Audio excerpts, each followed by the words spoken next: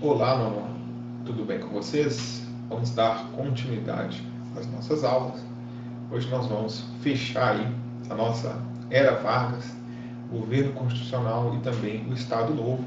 Vamos falar agora sobre o desfecho da história dessa primeira fase, né, do governo Vargas, que foi de 30 a 45.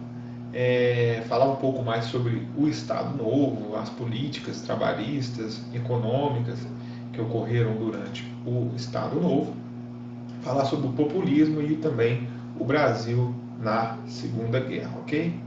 Então vamos lá, iniciando pela política econômica de Vargas.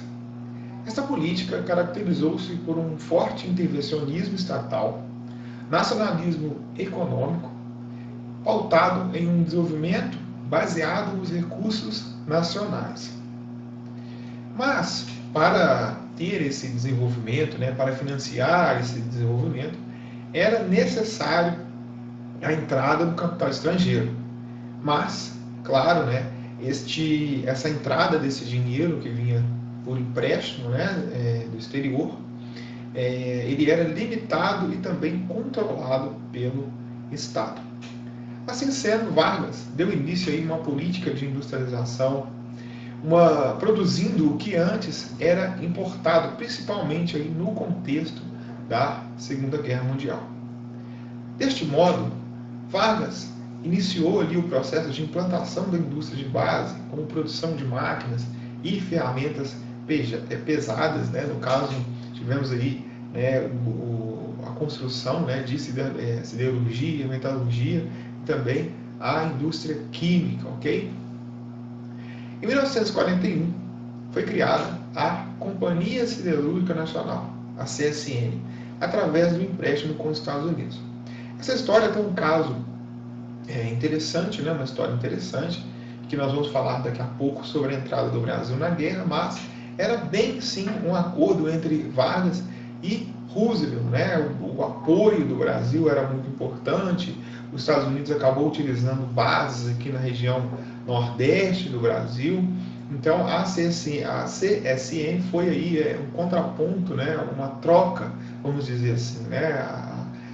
Os Estados Unidos concedeu aí empréstimos, né, para a construção. O Brasil passou a produzir também o aço. Isso foi um avanço, um passo muito importante dentro do processo de industrialização no Brasil. Mas para ampliar, né, essa questão econômica, precisa de um aparato, uma burocracia, né? O Vargas criou aí conselhos regulatórios, né, nas áreas de finanças, comércio também, recursos energéticos. Então, vamos falar um pouco deles. Conselho Nacional do Petróleo, criado em 1938, Conselho Nacional de Águas e Energia, em 1939, a Companhia da Vale do Rio Doce, em 1942, a Fábrica Nacional de Motores, em 43, e Companhia Hidrelétrica do São Francisco, em 1945. Deste modo, houve uma crescente industrialização e também o desenvolvimento das cidades, né? Tivemos também no êxodo rural, porque estava tendo emprego, né, nas cidades, então as pessoas deixavam o campo e iam morar na cidade. Isso também proporcionou um crescimento do proletariado urbano, né? Isso que também aí Vargas precisava ter atenção a essa classe, a classe operária, né? Os proletariados, a questão dos sindicatos. Nós vamos falar mais um pouco sobre essa questão mais adiante, tá? E dentro desse cenário, né, de industrialização, crescimento da classe operária, o Vargas criou, né, a marca do seu governo, que foi a política trabalhista e o populismo.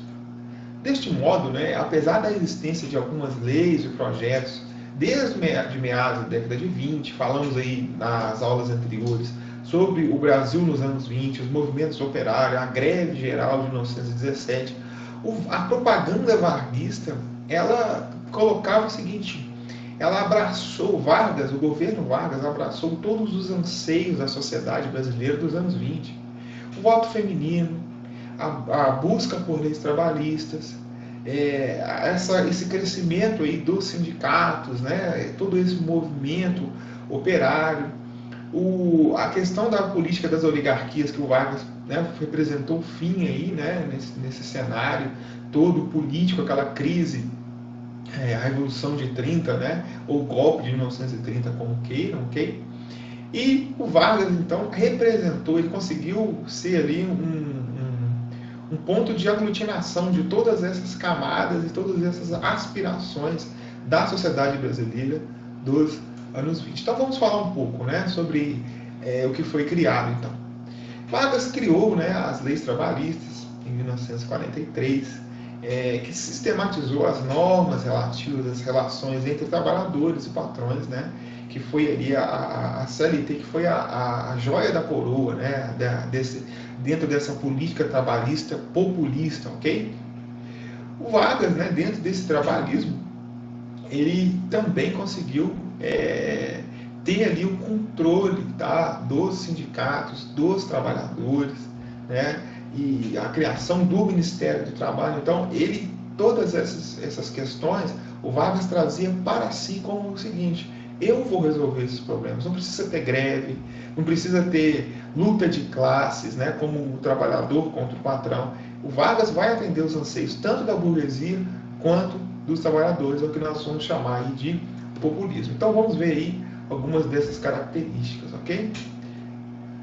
O populismo. O presidente, né, que era conhecido como pai dos pobres, isso é um grande exemplo, né, desse carisma, né, sempre empenhado ali em aprovar leis que favoreciam os operários, né. Ele foi amado pelas massas, mas também, né, isso era uma forma, uma estratégia de controle para evitar aí, como eu já falei anteriormente, as greves, né, a luta de classes, né. Então ele também agradava a burguesia.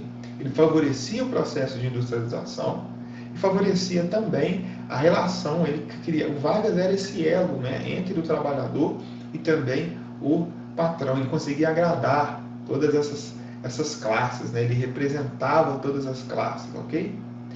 Aí, né, para ter-se o controle, né, ficou chamado na época como sindicato pelego, que era um sindicato atrelado ao Estado, controle da classe operária. Bem comparado, né, à política de Vargas ao fascismo italiano, nos moldes, né, na questão de ter o controle da classe operária. Isso é fundamental, né, para qualquer governo. Então ele evita aí a adesão ao comunismo, né, que o Brasil teve aí algumas manifestações comunistas, como falamos aí na aula passada. Então o Vargas ele conseguia trazer ali um desfecho, pelo menos para esse momento, né, de controle e autoridade sobre todas essas questões que haviam, que estavam ocorrendo no Brasil a partir dos anos 20 e 30, ok? Então, esse sindicato pelego é um sindicato controlado pelo Estado. Mas o Vargas, né, ao mesmo tempo que ele era autoritário, ele tinha o controle, ele mostrava para os trabalhadores, né, que ele criava mecanismos que iriam favorecer também a classe operária. Por exemplo, a criação da Lei do Salário Mínimo em 1940, sempre anunciada em maio, tá? Mês do trabalhador aí.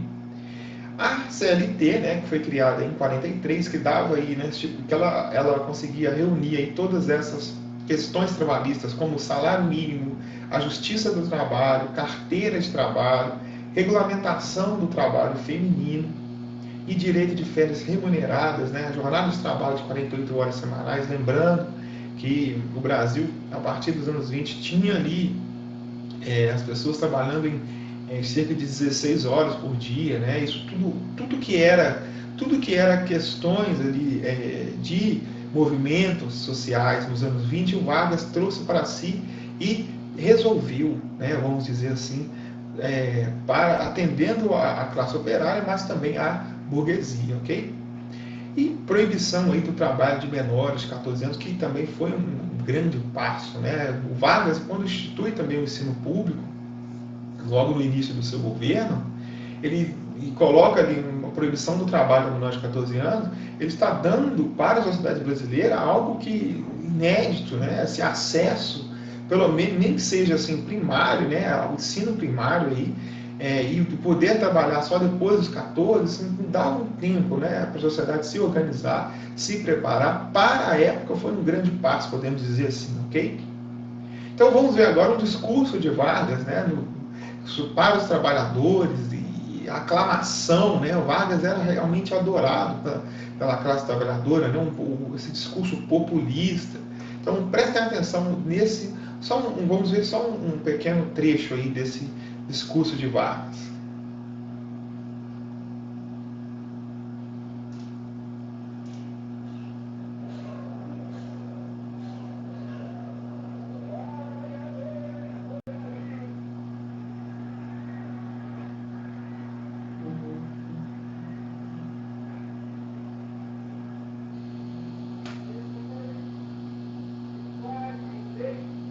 De afastamento, durante os quais nunca me saíram do pensamento a imagem e a lembrança do grato e longo convívio que mantive convosco, eis que outra vez aqui ao vosso lado, para falar com a familiaridade amiga de outros tempos.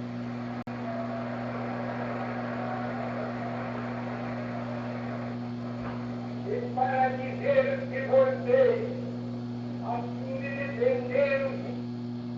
Então, nesse discurso, né, fica claro aí essa aproximação. Vargas fala para o trabalhador, né, ele tem essa proximidade do trabalhador, ele não era um presidente distante, ele se mostrava, né, pelo menos criou-se essa imagem de que era sim um presidente que estava ali para resolver as causas sociais, os problemas sociais, ele estava atento a essas questões. Então ele falava diretamente, ele abria seu discurso falando trabalhadores do Brasil. Então ele estava direcionando ali, né, o seu público-alvo, né? E vocês puderam observar nesse vídeo, né, ao fundo a classe trabalhadora ali, eufórica, né? Estavam assim no estádio São Januário, né? E estavam ali mostrando todo o seu apoio, né, demonstrando toda a sua paixão, né, o seu amor aí por tudo que o Getúlio Vargas, né, tinha feito para eles. Então isso que o Getúlio Vargas tentava construir também através do DIP, né, do Departamento de Imprensa e Propaganda, foi fundamental para essa criação aí dessa imagem paternalista, né, de Getúlio Vargas em relação aos trabalhadores. Mas aí veio a Segunda Guerra Mundial, né, e foi aí um divisor de águas também, né, nessa primeira fase aí da era Vargas, vamos dizer assim. Entre 39 e 45, né, ocorreu aí a Segunda Guerra Mundial.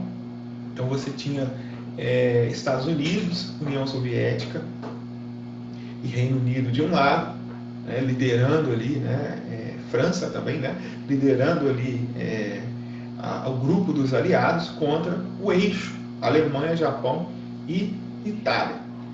E o Brasil, a participação brasileira, né, deu-se início após 1942 com o rompimento das relações diplomáticas com o eixo e o envio de tropas em junho de 44.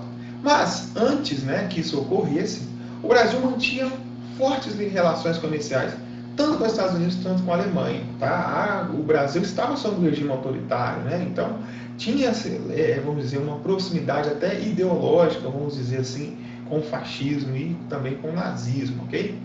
E os Estados Unidos, né, atentos, né, a toda essa situação que estava ocorrendo, ele não queria perder o Brasil, então ele usou ali de estratégias, né, para aumentar sua influência sobre os países da América Latina, que foi a chamada política da boa vizinhança. Então vocês podem, né, observar que essa política, além de visar fornecer acordos econômicos para os países da América, né, em troca de apoio, visava também incentivar ali o estreitamento de laços culturais dos Estados Unidos com a América Latina. Um bom exemplo, né, foi a criação do personagem Zé Carioca. Além disso, inúmeros artistas latino-americanos realizaram intercâmbios culturais, costumes dos Estados Unidos, né, como a cantora luso-brasileira, a Carmen Miranda. Né. Interessante, né, que vocês podem observar o Zé Carioca, o brasileiro, e a frase está: saludo amigos, né? Acho que queria dizer, né, em português, né, alô amigos, né? foi aí, podemos dizer, algo a se observar, né? O Brasil não fala espanhol, né? Aqui se fala português, né? Então, é uma crítica, né? Podemos só para observar aí. Mas o que interessa para nós aqui agora é essa questão dessa tentativa aí dos Estados Unidos de conseguir o apoio, né, exercer a sua influência dentro da América Latina aí, para não deixar os países daqui se converterem aí para o lado do eixo, ok? Então, esses foram aí alguns mecanismos.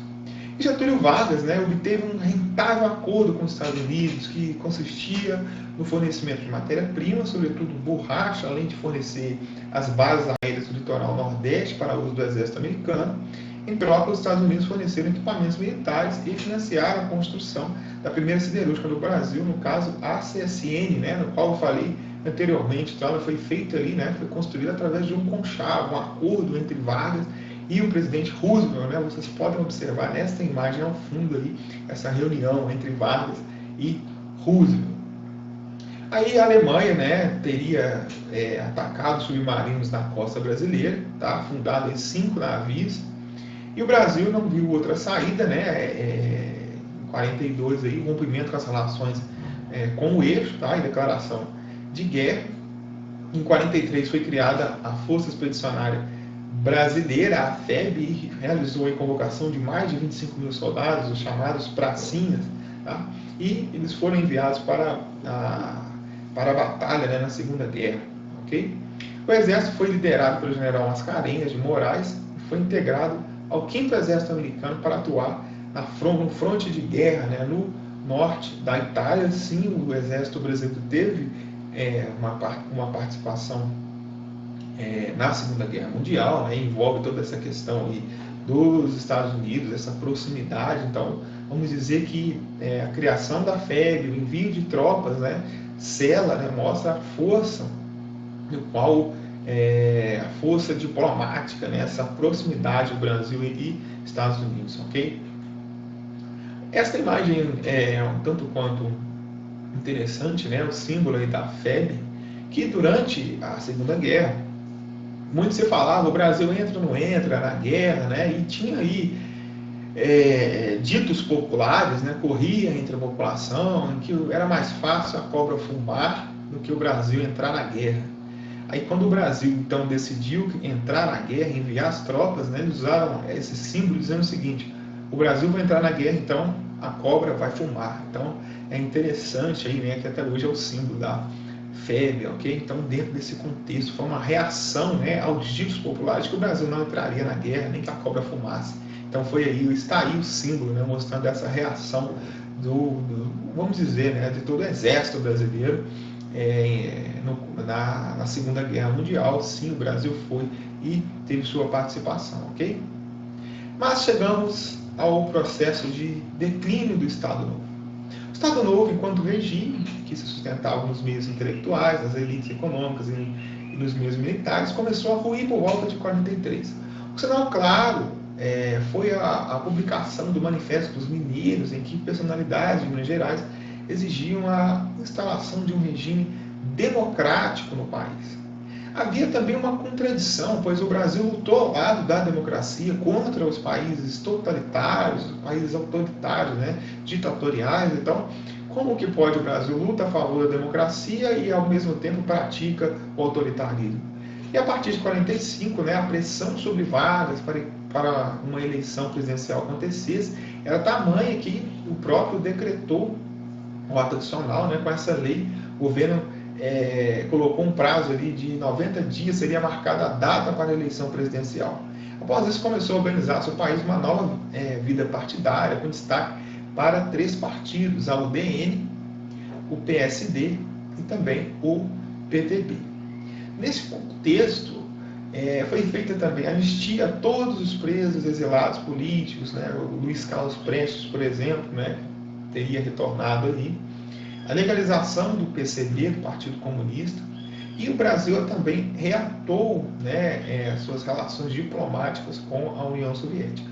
As eleições tivemos como destaque ali, né, o brigadeiro Eduardo Gomes, da UDN, e Eurico Gaspar Dutra, do PSD, culminando aí na vitória de Dutra.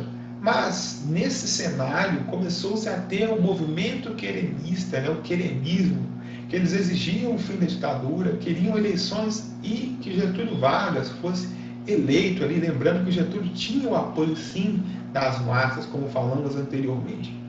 Mas, ao longo de 45, o desgaste de Vargas com os liberais e com os militares foi ampliando-se, né? Esse movimento querenista também culminou, ajudou para que isso ocorresse.